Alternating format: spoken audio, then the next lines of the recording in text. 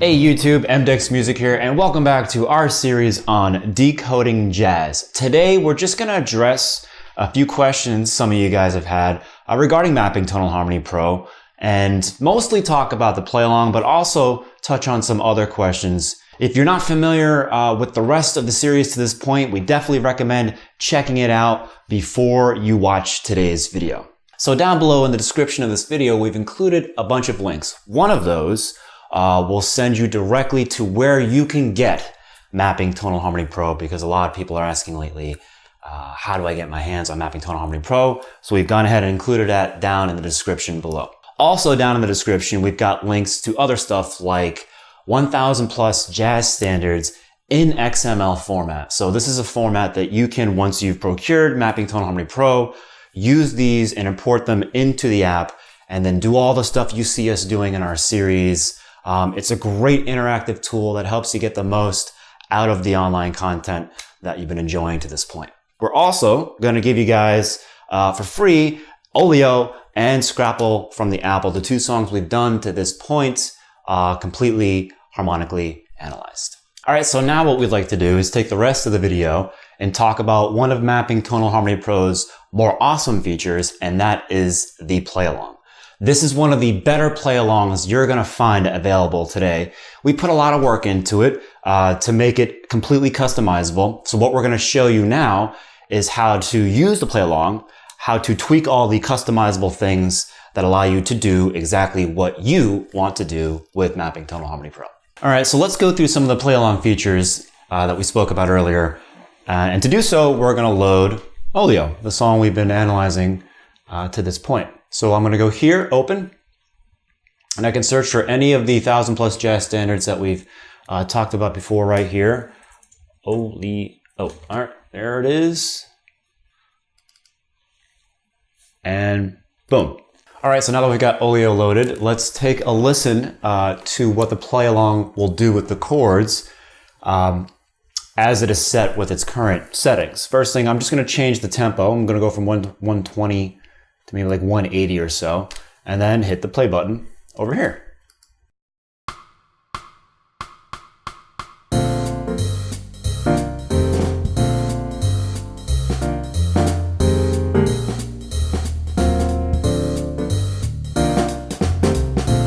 So as you could hear, the accompaniment is just basically using piano, bass, and drums to create the backing track, which is pretty typical.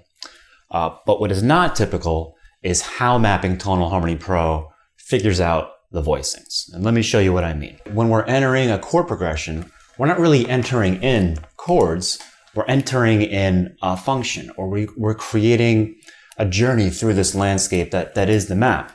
And when you do that, you see the chords purpose a little bit better. And also, if I click on any one of these chords, down here, I can see all the things the Playalong uses to determine how to voice the chord. In blue, I've got the chord tones. In purple, I've got some tension notes. And in that maroon, brownish color, we can see avoid notes, all right here within the app. And that's what the Playalong is using anytime you click on a chord. So you're basically seeing the chord functionally, and more importantly, its chord scale. So it knows which notes to highlight, the guide tones, the tensions, the avoid notes, all that's right there. All right, so as we mentioned before, this Playalong is completely customizable. So let's jump into some of those features that allow you to customize the backing track. One of those is how many notes are in the voicings that mapping Tonal Harmony Pro is using. So the example we played earlier, as it says right down here, was 5-part harmony. So this is where I change how many notes are going to be in each chord. So let's switch from 5-part harmony real quick to just a regular 3-part harmony. So what this is going to allow you to do, this is a great tool for practicing if you're trying to work on your improvisation, because what you have now is just the bare minimum needed for each chord. And that puts the onus on you to kind of fill in the rest, and it allows you to create lines between these guide tones. Because like we said before, mapping Tonal Harmony Pro is seeing the chords functionally. So it's not just playing 3 random notes. It knows exactly which 3 notes to use to highlight these chords. All right, so let's take a listen to it again now with 3-part harmony.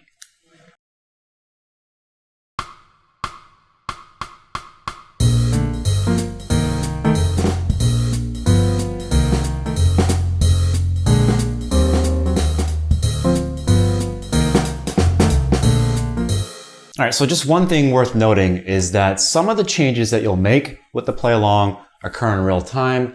Others need to be processed. So let me show you what I'm talking about. If I press play right now in the play along with its current settings, and then I change the piano volume, I can turn it completely out and it happens in real time. Or I can do that to the bass also, drop the bass out. And you can hear the changes happening in real time. Other things, like if I want to change how many notes are in the voicing, like I'm doing right now, and nothing's happening, you need to stop the song and then press play again. All right, so next let's explore some of the things that are available down here in the bottom left with the audio mixer. We're going to introduce some more notes back into the chord voicings. This is going to include more of those tension tones that we took out before, and it's also going to allow us to more customize how we want these chords to jump to and from each other and all sorts of other stuff. So one of the things I can do is click on here where it says favor spread voicings. So what that will do is it will favor a more open chord voicing. So you're going to see the notes more spread out as opposed to being a bit more condensed. And on top of that you really kind of want to maybe expand the range. So I can do that here. Like if you're going to go after a spread voicing, you don't want the range to be way down here. You want it to be able to, explore the space and use as much of that range as possible to take advantage of that spread voicing feature. So now we have 5 voicings favoring spread voicings, and I've expanded the range of the voicing too with that leveler right there. So let's take a listen to what this is going to sound like.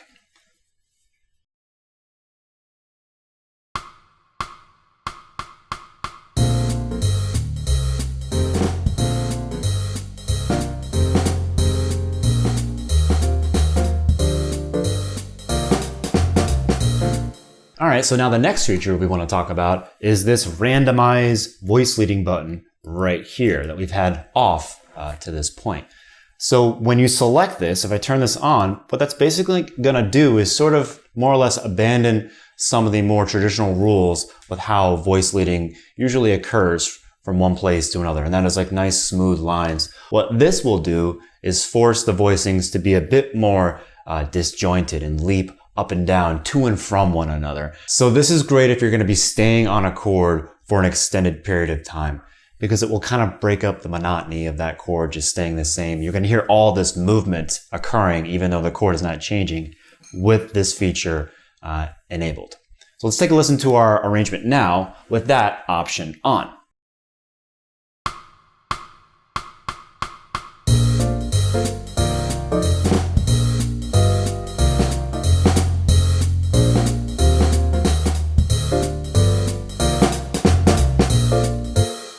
All right, so now let's touch on another unique feature to the mapping Tonal Harmony Pro Playalong. And that is this. When you formed out a song, as we have here, we have an A section, a B section, and then it goes back to A. Not only that, the repeats are also marked out for us too. And mapping Tonal Harmony Pro knows all of this. So in other words, when it sees this repeat sign occurring here in this measure, it'll throw in like a drum fill upon repeat back to the beginning of the section. Or it'll know that because now I'm in the B section, it'll take on a sort of different mood with regards to the beat or what's going on with the drums or the bass or what have you. Also, if I'm telling mapping Tonal Harmony Pro, we're going to repeat this form 5 times, the first 2 will be a bit more laid back so that you can play the head, and then you'll hear like the middle 2 get busier for soloing and taking leads. And then upon the 5th one or final one, it'll go back to that more laid back as you're going to revisit the head. It'll go back to that more laid back accompaniment. So let's take a listen to the song so you can see what I'm talking about. We have it currently set to repeat 3 times. So you're going to hear it, that more laid back approach on the 1st and 3rd one, and that busier sort of comping on the 2nd one. Let me show you what I'm talking about. Let's press play. And away we go.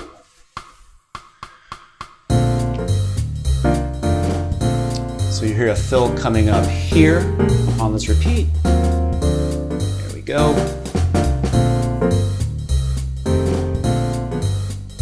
And now we're about to switch to the B section, so listen to the comping change here. Very subtle, but it's there.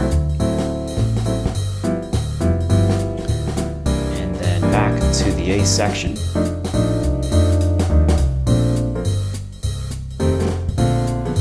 All right, so now on the second repeat for the soloing, you'll hear it get a little busier.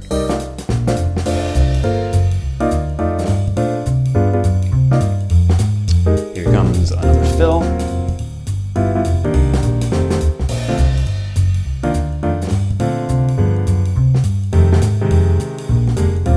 Switching sections again here, there you go.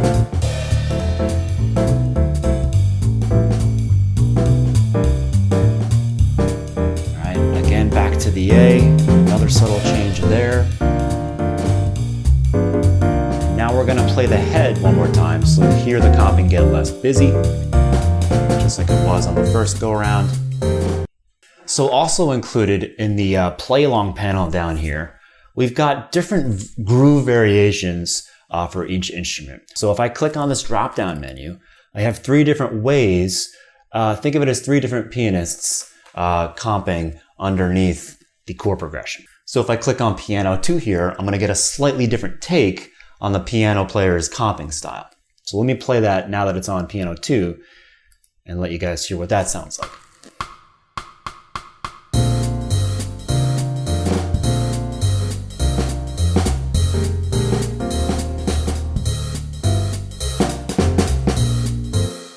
And now over here, what we have within this piece of the play along menu is the style. So right now, as we've been listening to it, it's been medium swing the whole time. And that gives us a real organic way of going through the chord progression. Like it may not play every single chord on the paper, depending on how, if you have a bunch of chords crammed together, how choppy that can make it feel. It might omit the chord that lands on 3 and wait to the downbeat of the next measure. If you want it to be a bit more literal, what I'll do is select anything with a Z next to it. So if I go up here and play fast swing, it will play literally everything that's on the paper, right? And the other options you may have seen in this drop-down menu also are the ones with the X next to them, which have a bit more of an improvisational air to them. And XZ is going to combine the features of X and Z. So that is literally playing every chord with a slightly improvisational take on the comping. So let's take a listen to a few bars of fast swing Z. This is, like I said, the more literal interpretation of what's on the paper.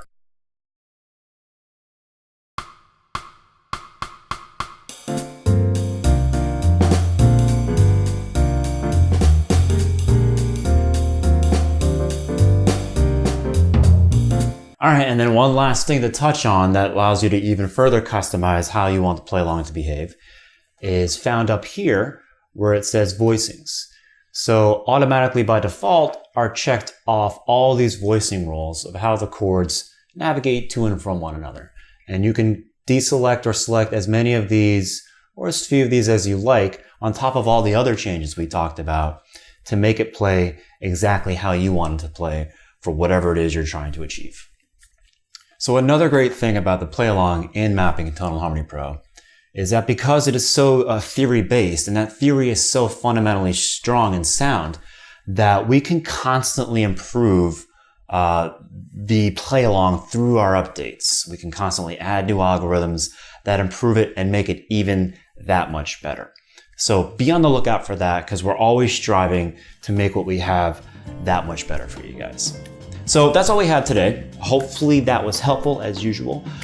Leave a comment down below. If you have any questions, let us know.